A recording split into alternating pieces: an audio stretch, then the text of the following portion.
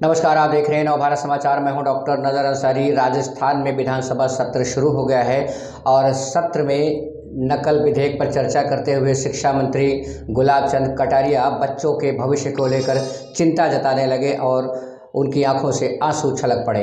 उन्होंने कहा कि नकल माफियाओं पर नकेल कसे जाने की ज़रूरत है। नकल माफिया बड़े बड़े लोगों को नकल के ज़रिए आगे पहुंचा देते हैं, लेकिन गरीब बच्चे जिनके माता पिता मजदूरी करके उन्हें आगे ले जाने की कोशिश करते हैं वो नाकाम हो जाते हैं। उन्होंने अपनी तकरीर के दौरान ये भी कहा कि कानून बनाने से कुछ नहीं होगा, सिस्टम में बदलाव किए जाने की ज़रूरत है। उन्होंने आगे बोलते हुए कहा कि शिक्षण संस्थाएं जो बिजनेस ट्रेड सेंटर बने हुए हैं उनको परीक्षा केंद्रों से बचाया जाए। परीक्षा केंद्र सरकारी संस्थानों को ही बनाया जाए और सरकारी संस्थानों के ही लोग उसको एग्जामिन करें, उसकी चेकिंग करें, जांच करें। शिक्षा मंत्री गुलाब कटारिया ने देश के बच्चों के प्रति काफ़ी चिंता जाहिर करते हुए पूरे जोश और खरोश के साथ कहा कि सिस्टम में बदलाव लाने की ज़रूरत है, कानून बनाने से कुछ नहीं होगा। उन्होंने उदाहरण भी दिया कि 302 करने वालों के खिलाफ कानून है, उन्हें जेल भेज दिया जाता है, उन्हें सज़ा मिल जाती है, लेकिन क्या 302 के केस होने बंद हो गए हैं? कानून बनाने से कुछ नहीं होगा, सिस्टम में बदलाव किए जाने की ज़रूरत है। आइए सुनते हैं गुलाब चंद कटारिया, शिक्षा मंत्री राजस्थान, और उन्होंने और भी सदन में क्या क्या कहा, कैसे उनकी आंखों से आंसू छलके। बात नहीं, जो डूबना है प्रदेश को तो डूबेगा। मतलब 10 वर्ष में चाहे मेरा सरकार रही हो चाहे आपकी रही हो, किसी मैं स्वयं शिक्षा मंत्री हूँ, अपराधी होऊंगा, कोई चिंता की बात नहीं। लेकिन आप कम से कम इन 10 सालों से इन जितनी कोचिंग संस्थाएं चल रही है, इनकी जितनी परीक्षाएं हुई है, उनके परीक्षा के रिजल्ट के साथ आप एक टीम लगा करके इनका पोस्टमार्टम करो, तब आपको समझ में आ जाएगा कि ये बीमारी कहाँ से चली है। ये बीमारी इन व्यवसायियों के थ्रू चली है।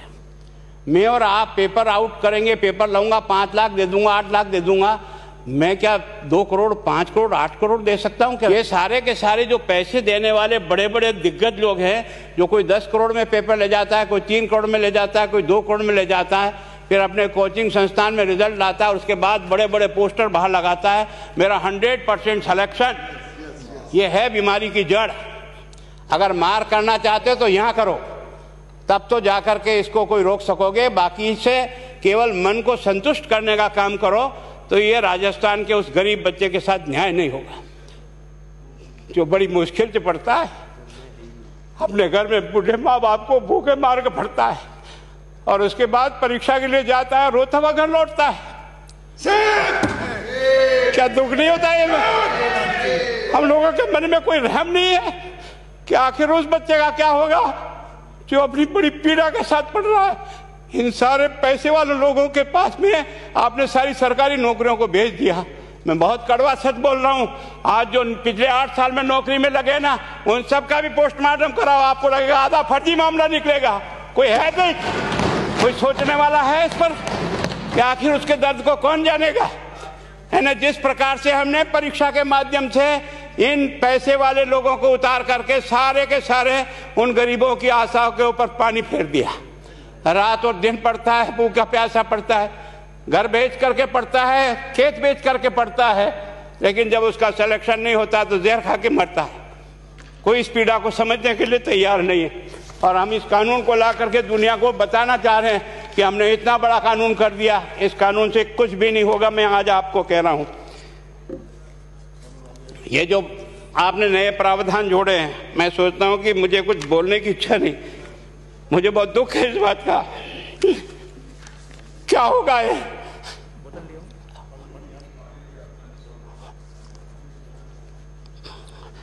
किस तरह की गैंग पालनी है उन्हें? पानी पिला दो, है ना। मैं उस दिन भी पूछा था कि मैंने कहा ये शिक्षा संकुल पे है, जिन लोगों को ड्यूटी पे लगाया, इसको लगाने वाला दोषी कौन है, जिसके कारण से पेपर जो है ना काट करके निकाल दिया। ये तो ठीक है, भाग्य हमारा अच्छा था कि सवाई माधोपुर की घटना खुट गई और एसओजी को उसमें हाथ में लग करके कुछ केस लग गया। अगर वो केस नहीं लगता तो आज आपकी सारी नौकरी पर इन सब बड़े बड़े दलालों के स्कूल में पढ़ने वाले बच्चे होते और मेरा गरीब का बच्चा अपना घर लौट के जाता। क्या दुर्भाग्य है। और इस कारण से केवल इसके लिए खुश मत हो जाओ कि हमने कानून बहुत सख्त बना दिया इसलिए अपराधी रुक जाएगा। नहीं, सिस्टम को बदलना होगा। ये परीक्षा का सिस्टम चेंज करना होगा। मैं सोचता हूं कि क्या हम इतने अक्लमंद बैठे हैं, क्या इस व्यवस्था को चेंज नहीं कर सकते? क्या एक ही पेपर सारे राजस्थान में 20 लाख बच्चों को दिया जाए? क्या इसका कोई ऑल्टरनेट नहीं हो सकता?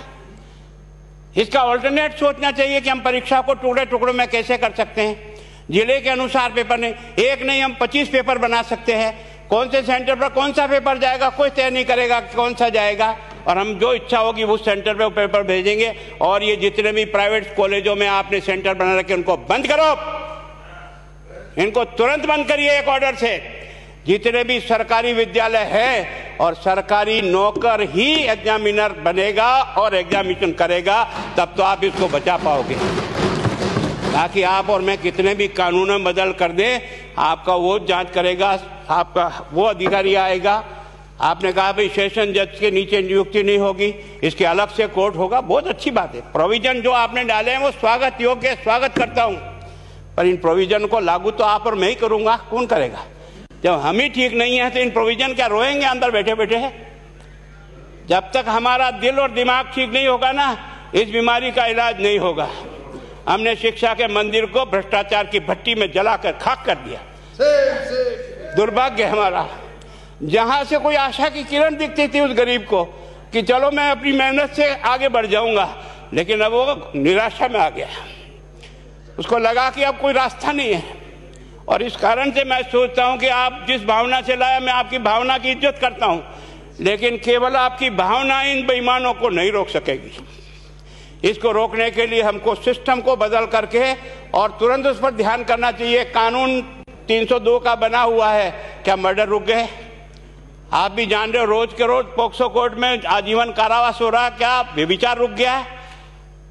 अपराधी को दंड मिल सकता है, अपराध बंद नहीं हो सकता है। अपराध बंद करने के लिए जो सिस्टम होते हैं उस सिस्टम में चलो।